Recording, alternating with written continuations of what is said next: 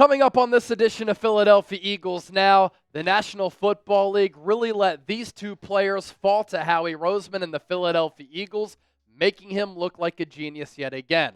We're talking Jalyx Hunt and Jihad Campbell, who are off to really good starts in Philadelphia Eagles training camp. Speaking of day 2 of training camp, reaction video up on the channel earlier today. Jalen Carter injury news, roster battles, what transpired during day 2 of practice. Go check it out if you haven't already done so. I promise you, you won't regret it.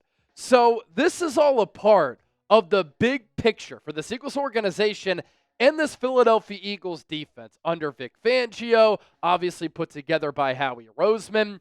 And it's a defense that last year was the #1 overall defense in the NFL and completely confused Patrick Mahomes and Andy Reid in the Super Bowl. The performance that the Eagles put forward in that game and really the entire season, straight up special. And this is an Eagles defensive unit that could be special for the foreseeable future, for many years to come. Folks, this is how dynasties form. These are the potential defensive starters for this Eagles team heading into 2025. Jordan Davis in the best shape of his life. Not just saying that, he's only 25 years old. Nolan Smith wants to have at least 12 sacks this year. He's 24. 4 sacks in the playoffs last year, 6.5 in the regular season. Jalen Carter, second-team All-Pro, only 24 years old. Jalyx Hunt really came on last year. Obviously going to talk about him a lot here on the show. He's 24. Moro Ajomo has made his presence be felt so far in training camp. Last year, he fell under the radar as a sneaky good player, and he's going to replace Milton Williams. He has the potential to be better than Milton Williams, who just got $26 million per year from the New England Patriots. Zach Bond is back on that new deal last year. First-team All-Pro, finalist for Defensive Player of the Year, and that was his first season full-time playing off-ball linebacker. He's still only 28. Quinyon Mitchell, 24, top 10 corner in the game. Coop DeJean, probably the best slot corner in the game. If not, he's top 5 for sure. He's 22. Rookie Jihad Campbell, 21 years old. Top 10 player on the Eagles' big board in last year's draft. Fell to the Eagles at 31. Reed Blankenship, it's time for Howie to pay him. I'd like to see him lock him up on a contract extension. He's 26 years old. He's a UDFA out of Middle Tennessee State who's turned into one of the top safeties in football. Keely Ringo could start. He's 23. And Andrew Makuba, already getting first-team reps like Keely Ringo is. Makuba, second-round pick this year from April's draft. He is 22 years old. And you look at the positional spending for Philadelphia going into the 2025 campaign. The Eagles, 12th in offense. That makes sense, right? They paid everybody along that offensive line except for Tyler Steen. Jalen Hurts under contract on an extension. So too is A.J. Brown, DeVonta Smith, and Dallas Goedert got that deal reworked, but he's still making a decent amount of coin. And so Philadelphia, the 12th highest paid offense in the NFL, $140.8 million. Last year, they were 17th, and they won the Super Bowl. But defensively, I mentioned all of that talent, all of that youth, all of that potential. 30th highest ranked or highest spending off defensive unit, in the NFL, which means they're one of the cheapest units in all of football. 3rd cheapest defense in the National Football League. 31st team spending along the defensive line. 30th at linebacker. 4th at corner. Howie likes to invest there. 31st at the safety position. And some of that money at corner is being paid to players like James Bradberry, who's no longer on the team. Last year when the Eagles won the Super Bowl, 27th highest paid defense in the league. This is brilliant team building by Howie. It is a very financially savvy cap strategy by Howie Roseman, and this is how dynasties are built. You put together so much talent that is all affordable, and then you get creative with finding ways to retain players while maintaining cap space. You pay these players early as compared to late, and you don't run your operation like the Dallas Cowboys, who are going to have to overpay for a player like Micah Parsons, who overpaid for an average quarterback in Dak Prescott, who had to overpay a little bit for CeeDee Lamb, and I'm not taking anything away from him. He's a really special player. But Howie is just always ahead of the curve from a roster building standpoint, from a talent acquisition standpoint, to a team spending, salary cap, and cash spending perspective. Embrace this, Eagles fans. It is so special to be able to call Howie Roseman, your GM, Jeffrey Lurie, the owner, Nick Sirianni's put together a great coaching staff as well, and this roster, it's humming. And speaking of Jihad Campbell, not only fully cleared, well ahead of schedule, coming off that labrum surgery, he's not only practicing, he's off to an impressive start. This was a luxury pick for Philadelphia, and he has an opportunity to really play a marquee and important role for this Eagles defense and help this unit tremendously. What really stands out about Jihad Campbell is how quickly he moves for his size and his length at that linebacker spot, and just how long he is as an athlete. Look at Jihad Campbell today going through drills. Very quick feet, very quick and violent hands. Look how long his legs are. Look at the wingspan at the linebacker spot. That helps you as a pass rusher. It helps you defensively when you're dropping back in coverage. It helps you trying to pick off passes and bat passes down, whether it be at the line of scrimmage or back in coverage. Jihad Campbell looking really good here. And clearly with that labrum surgery, it's not bothering him at all. He worked really hard this offseason. He is moving extremely well and looks to be 100% healthy. Vic Fangio even said it. I didn't expect to have him this early. I've learned that the training staff sometimes will give me a timeline that is very conservative. Jihad Campbell out there, and he's impressing a lot of people so far. It's a great sign. Fell to the Eagles 31st overall in the NFL draft. It was the Jalen Carter situation all over again. He fell to the Eagles at number 9. They moved up? Yeah, we'll move up to take Jalen Carter. Nolan Smith fell to the Eagles at 30. And Jihad Campbell falling to the Eagles at 31. These are building blocks of this Eagles organization and really good players.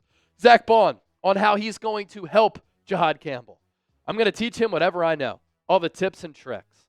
I'm not going to be the vet that's holding stuff back because of the possibility he could take my spot. I don't care about any of that. I'm here to help this linebacker room be the best it could be. Now, Zach Bond, come on now. Jihad Campbell is not going to take your spot after how well you played last year. Now, maybe down the road you could become a cap casualty, but Zach Bond, consummate pro, really good team leader, fully embraced playing off-ball linebacker last year, and he was, outside of Jalen Carter, the MVP of this Eagles defense in 2024. And the fact that Jihad can learn from him, that's a great sign because both of these players have a similar background.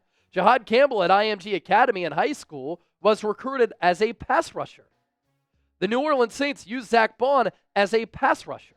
But then the instincts from Bond, the ability to play the run, to hold up in coverage and be stout in coverage is what Jihad Campbell is trying to build upon because he's got that foundation as a pass rusher. Now he's trying to grow in coverage. And last year in Alabama, after he made that switch to off-ball linebacker a few years ago, he showed a lot of signs there. Fangio, in a classic old-school football guy type of way, didn't want to gas up Jihad Campbell. He didn't want to be overly complimentary. He said, I thought he did fine. Didn't think that he was going to be available. I'm happy that he is. In the spring, I had him off to the side, learning how to be an off-ball linebacker because of the intricacies of that position. He did find a lot of room to grow. We'll see how he continues to develop. Vic Fangio is never going to be overly complimentary for any player out there. Now, I also want to play this clip from Elliott Shore-Parks. I saw him post this on his X page. Give him a follow. Does a tremendous job covering the Eagles for 94 WIP. I've interacted with him a few times. Friend of the show. The audio is going to sound a little bit weird because I think they had the leaf blowers at the NovaCare complex, or at least there were some fans in the background, but you can clearly hear ESP raving and being very impressed with what he saw from Jihad Campbell on day one. Here's ESP breaking down Campbell's debut with the Eagles at practice yesterday. Day one of Eagles training camp is in the books, and there was a lot to talk about today. The offense looked good, Jalen looked good, but the biggest story from today is we all need to reconsider what we're expecting out of Jihad Campbell this season. When he was drafted, it was, oh, he's a luxury pick, he'll take time, he's dealing with injuries. And that is true. They don't need him to be great this year, and he is still recovering from the shoulder injury. But Jihad was out there today doing team drills on day one of training camp. I mean, there was talks that he might start training camp on the PUP list. So you look at him out there, he's long, he's athletic. I think the Eagles are really excited about the speed he can bring to the position. So, a month ago, if you would ask me what do I expect out of Jihad Campbell, it was develop, get out there, maybe, later in the year and do some things. Now, I think he can be a disruptor week one against Dallas. I think you'll see them use him in blitz situations. I think you'll see them use him in obvious passing situations where he can go and get after the quarterback. But the good news from day one of camp is their first round pick, the player that was supposed to be a top 10 pick, fell because of injury. Doesn't seem that injured, and it seems like they're going to get some contributions out of Jihad Campbell this year. So that'll do it for day one. Talk to you guys tomorrow. That's high praise from somebody who has been to a lot of Eagles training camps, who has covered this team for years, who has seen Philadelphia whiff on some first-round picks. And what always stands out to me is what some players and coaches say about rookies, that sometimes it only takes a practice or a few practices to identify and realize that a player is an NFL player, that a player can be really good. And sometimes it takes a practice or a couple of practices to realize that player doesn't have it. The latter of which happened with Jalen Reagor. And you think about what ESP said, and be sure to follow his coverage on WIP, Goedert's podcast with another friend, James Seltzer, who's a producer for the morning show on WIP. Called him a disruptor, potentially, week one against the Dallas Cowboys. That Vic Fangio could use him as a blitzer, somebody who can get after the quarterback, who can drop back in coverage and be an off-ball linebacker and maybe start alongside Zach Bond. Keep in mind that with Nakobe Dean out, that position is up for grabs. Campbell, Trotter Jr., going to be competing for that starting role. Vic Fangio also loves Jeremiah Trotter Jr. He's another player who's young, who could start for this Eagles defense. And we're talking about a player in Campbell who fell due to injury concerns. Yet those injury concerns are for a player who's healthy right now. Think about that. And looks great. Look, in business, in sports, sometimes you need to be aggressive and take chances. You don't win in business, in life, in sports without taking big swings and being aggressive. Howie Roseman took a big swing. He took a risk. He took a chance. He moved up one spot to get a guy who was top 10 on their big board, and he is passing the test with flying colors so far. Before we continue to push forward on today's show, do you like this video? Do you like our coverage? Have you subscribed to the channel? If you haven't, do so right now. News, rumors, analysis, reactions. We'll be doing watch parties for every preseason game, every regular season game. Hopefully, the Eagles embark on another long playoff run. We were down in New Orleans for the Super Bowl covering this team, doing player interviews. We were at the NFL Combine talking to Nick Sirianni and Howie Roseman. We went live on Wednesday to do a live training camp reaction. Lock us in, hit that sub button. There's a reason why we're north of 120,000 subscribers. So we talked about Jihad Campbell a little bit earlier. Now let's talk about Jalyx Hunt, another young player who fell to the Eagles. A little bit of a different situation. He fell to the Birds in the third round. But last year, in the playoffs, he really turned it on. In the Super Bowl, he had that half sack of Patrick Mahomes and was causing havoc from that edge spot. And this is another player who other teams could have drafted, and they did not. And they allowed the other 31 teams, this player, to fall in the laps of the Philadelphia Eagles. And Howie Roseman, took a little bit of a risk. He took a little bit of a swing on a developmental player, and it looks as though it's paying off. Now, I put up this YouTube short yesterday, Jordan Mailata comparing Jalyx Hunt to Micah Parsons. You're going to hear this clip and see this clip from Jordan Mailata. And I, of course, give you some background on Jalyx Hunt as well. This, too, high praise from one of the top offensive tackles in football who matches up and practices against Jalyx Hunt every practice. Eagles left tackle Jordan Mailata was a second-team All-Pro last year. He had the highest overall Pro Football Focus grade among tackles and the highest pass blocking grade. That's why when he says this about Jalyx Hunt, it makes you turn your head and say, wow, comparing him to Micah Parsons. Keep in mind, too, that Jalyx Hunt started his college career at Cornell as a safety, then transferred to Houston Baptist to play edge rusher. He's still new to this position. Listen in. Jalyx? Oh, man, he's going to be special. He's going to be special, man. His burst, he has tendencies like Micah, just to be able to cut on a dime like that. Man, I'm so proud of that guy, the way he works. How do I go from Josh Sweat to Jalyx, man? It's crazy. I was just like, man, Howie, give me a break for 1 year. Jesus. Jalyx is going to be a star, man. And I'm glad that I get to go up against him because I know that if he's giving me hell, he's going to give everyone else hell. Howie Roseman didn't make a move for a big-time defensive end because he's a believer in the potential of both Nolan Smith and Jalyx Hunt. I mean, comparing Jalyx Hunt to Micah Parsons. Micah Parsons is one of the top edge rushers in the game, and soon he's going to become the highest-paid non-quarterback in the history of football. And Hunt, he's listed at 6'3", 252 pounds.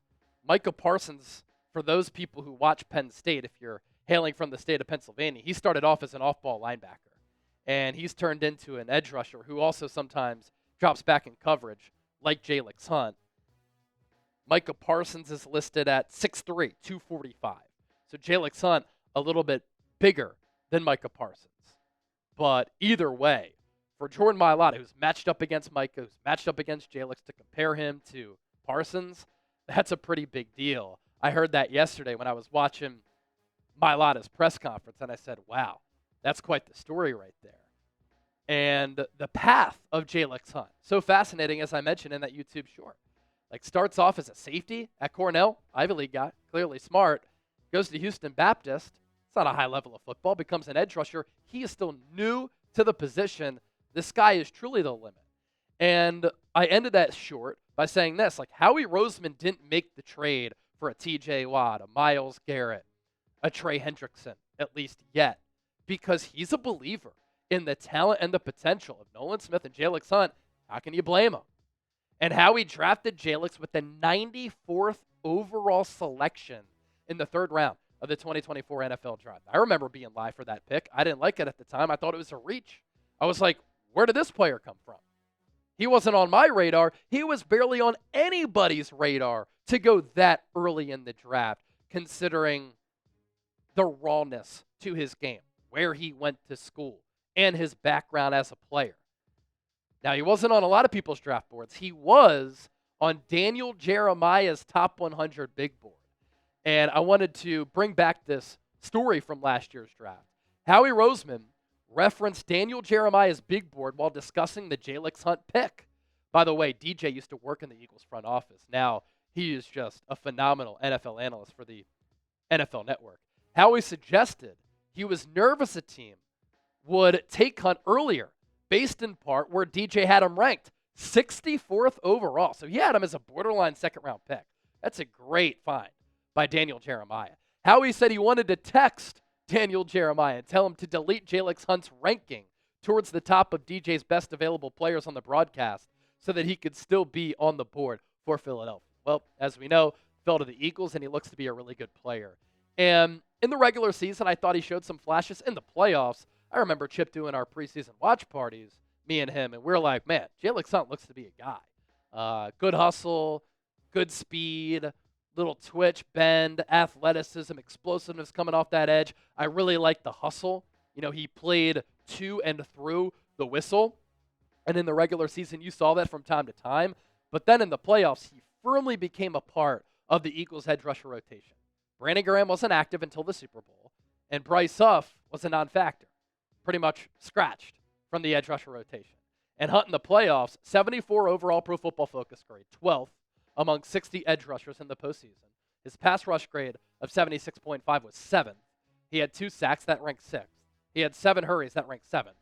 And he had 9 pressures, 6th. Howie did it again. Playing his cards right. Taking chances from time to time.